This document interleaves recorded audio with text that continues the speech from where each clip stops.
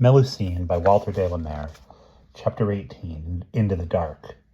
The probing finger of the torch found Roger in the lane, and soon they were half running along side by side. The beam jogged along. "What could have happened to her?" Roger heard his father mutter. Then, "Good God, Rog, why are you trying to scare me? She's perfectly okay." "I didn't say she wasn't. You hinted.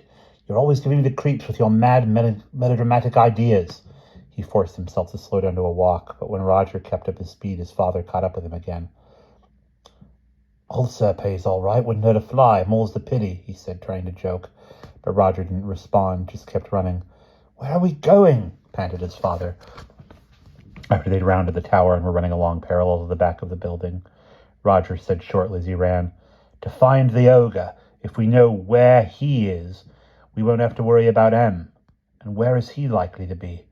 Dunno, but I'm going to try the goats." He knew that after Melusine had milked the goats in the evening, her father came and shut them up and got the milk ready for transport to the goat cheese factory early next day. It wasn't very late. He might still be there. He was. So was Emma. They were together in the shelter. All the goats had been herded in there, and the rough hurdles which kept them enclosed at night, drawn in and tied with the thick string. The torch, playing over the mass of brown, black, and white backs, heads and horns, picked out another back, a human one. Then Emma's little white face peeped out from behind it. She seemed to be hemmed in by the mass of goats, and Monsieur Serpay didn't look as if he were doing much about leading her out of the shelter. He looked more as if he were backing her against the rear wall. "Emma!" barked her father. "What are you doing? Come out of there!" "I can't, Daddy. I'm scared they'll bat me." Monsieur Serpay had turned, startled. His bristly, hollow-cheeked face expressed something. Roger couldn't be sure what. Anger? Alarm? His little ratty teeth showed in a grimace that might have been a smile or a snarl. Then immediately he began pushing his way through the tight-packed herd toward them, pulling Emma along by the wrist. "What's going on?" Roger's father almost shouted, as they came clear of the herd and the ogre lifted Emma over the hurdle. She was almost snatched from him into her father's arms. He gave her a brief hug, more a clutch to the chest than set her down. "Phew," she said, dusting herself down. "That was hairy. I was trying to help, but I got sort of carried along by the goats, and they wedged in between them. I didn't dare push through. Monsieur Serpay had to come to rescue me." Roger and his father looked at the man. "He was helping you, is that it?" Emma glanced up at him quickly because of his tone of voice. "I called him, and he came to get me." "I see."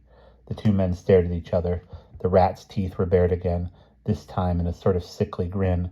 Roger suddenly thought of this awesomely horrible man holding Melusine imprisoned on his knees, and wanted to hurl himself onto him, and hit him hard in his dirty, ugly face. He took hold of Emmy's elbow and moved her into a brisk walk away from the goat pen, leaving their father to follow. "Did he touch you or do anything to you?" he asked fiercely as soon as they were out of earshot. "Who?" she asked in surprise. "Him. Serpay. Did he?" "No, well, he sort of brushed up against me, but I think the goats were pushing him." Roger said nothing. His heart was hammering with hatred of the man, and there was a bitter, biley taste in his mouth that had come up from his stomach. "Let go my arm, you're squeezing," said Emma plaintively, pulling away. Roger had forgotten he was holding her. They got back to the flat to find Polly and their mother playing pocket mastermind. "Where did you all go dashing off to?" asked their mother. "You spoiled the game just as it was getting good," added Polly. Roger grunted something and went straight into his room. He shut the door but didn't turn on the light. There was a faint light in there already. It was a soft glow that came through the hole in the ceiling and fell onto the flags in a little oval pool. He went and stood under it. "Melusine," he called up softly. After a moment, he heard the faint sound of footsteps on the floor above him. The light was blotted out by her head. He could just see the shine of her black hair and reflected crescents in her eyes as she hung over him. "Oui? Are you okay?" "Oui, bonjour. Oui, bien sûr."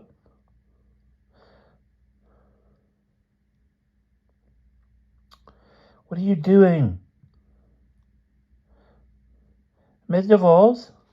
"What homework? English?" "Non. Je lis un roman français." "What's a roman?" A book? What's it called? She told him the title, but he didn't catch it. He didn't really want to know anyway. He was only making conversation to hold her there, to keep the connection between them. It was good to know she was near, that she was busy on some ordinary activity like reading. How can you read without electric light? She made a little shrugging face. Silly question, he thought. You'll spoil your eyes. Why don't you come down and read in our big room? There's a good light in there. Comment? He gestured. Down here. He said, Come down. She gave a nervous laugh. How can I come? From that little throw. He didn't know what tro was, but then he saw her hands, slender and brown, coming through the hole, followed by her thin wrist and part of her arm. She was reaching down toward him. He watched, fascinated. Would she become her other self now? Would the folded hand become a snake's head before his eyes, and would the whole of her snake body follow? But no, her arm stuck at the elbow, and suddenly her hand made an open and closed gesture, inviting an answer. Before he knew what he was doing, he had pushed the bed into the corner, got onto it, and reached up. He could just put his hand into hers. Their hands met in the darkness. Roger closed his eyes and realized for the first time that what he felt from Melusine he had never felt before. He thought he just wanted to help her, but now he acknowledged that was only part of it. The moment of contact lasted only a few seconds, but he was not in the world of time. He was up in her hand, and while she held him, time was not real. Then she let go and withdrew her arm through the hole, and the little pool of light fell down again. He heard her say, I not can to come down, Monsieur Raja. It was the first time she had said his name. The sound of it, with its French softness, was like her touch, mysterious, heady, disquieting, and made his legs weak. He sank down on the bed and sat looking at the soft fall of the light under the white coverlet. Then he sent his imagination up through the hole to watch her reading, not to spy on her, to watch over her. In the middle of the night, Roger woke to a gentle shaking. Come on, Rog, time to go tunneling. He was wide awake at once, his toes curling on the cold flags, his clothes coming at him one by one in his father's eager hands. He gave him jeans, not shorts, and a sweater was groped for in his suitcase and pulled perforce over his head. It's too warm, whispered Roger protestingly. It'll be damn cold and damp in that tunnel. Put sneakers on, not sandals. They grip better. They crept out together through the kitchen window. His father had the torch from the car, as well as the smaller one, which he gave to Roger.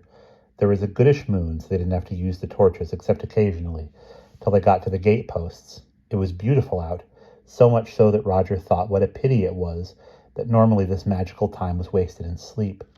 The night smelled piercingly of goat and river mud, and more faintly of eucalyptus, a foreign medicinal smell. Then his father, who only smoked when he was strung up, paused and lit a cigarette. A French one it must have been, because it had a cigar-like smell, unlike ordinary ones. The moonlight and the sounds of night creatures compounded the sense of strangeness and adventure. There was not the slightest sense of fear to spoil the excitement. His father was with him, so nothing bad could happen. Roger was free to enjoy it to the full. He pinched in and helped his father shift the camouflage they'd arranged to hide the mouth of the tunnel, and then both of them shone their torches down. There were no steps or ladder, but they could see about 5 feet down, an earth ledge that might be the sloping beginning of a floor. Roger's father threw away his cigarette and lowered himself part of the way down and then dropped. He played his torch along the floor and then said, It's a tunnel, but it's very low just here. Are you prepared to go in on hands and knees? Okay. Come on then, jump, I'll catch you. Roger sat on the rim and pushed himself off. His father caught him under the arms. He crouched down. It was hands and knees for him, but his father would have to crawl commando fashion. The ground was damp from the rain. Who knew if there would be potholes and submerged parts of the tunnel further on? A little whisper of fear tickled his stomach now, but he stifled it.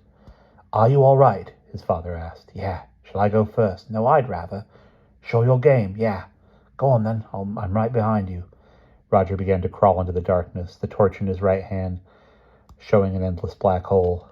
Thus began the ordeal of the tunnel. That was how he thought of it afterwards, At first, he kept reminding himself that people did this for sport, for a hobby, but after a while he couldn't think so rationally.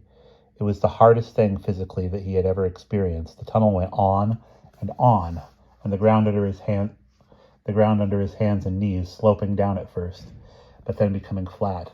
The air was rank and cold and somehow unsatisfying in the lungs, so that he had to keep stopping for breath. Each time he did, he would reach his hand up to touch the roof, hoping against hope that it would have risen so that he might stand up.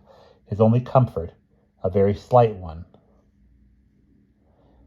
after the first few minutes, was that the tunnel was wide enough to turn round in. They would be able to get back if they met a blockage without crawling backward. Water dripped from the roof onto his head and back. He soon had an ache in both. His hands grew cold and then began to smart from contact with the wet, rough ground. Soon his knees began hurting too. He suspected from the cold, feeling in them that his jeans had rubbed right through. The worst, though, was a feeling not of being trapped and confined, but fear of getting that feeling. At any time, he felt, he could suddenly panic.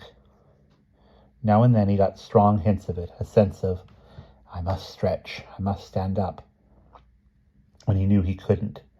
And it just seemed to go on, endless darkness, endless crawling. The thing that kept him going was that his father was behind him, and that he was crawling on his stomach, pulling himself by the elbows, which must be infinitely worse. In one of his breathing pauses, he heard his father say, I reckon we must be nearly there, don't you? In a none too steady voice. Near where? Under the chateau? Under the tower. Roger turned his head. The tower? But that's off to the right. Can't you feel that the tunnel leads to the right? We're certainly not heading for the front door. You mean we'll come up in the tower? That's my guess. Roger forgot the aches and discomfort and began to crawl rapidly forward. And that's the end of chapter 18.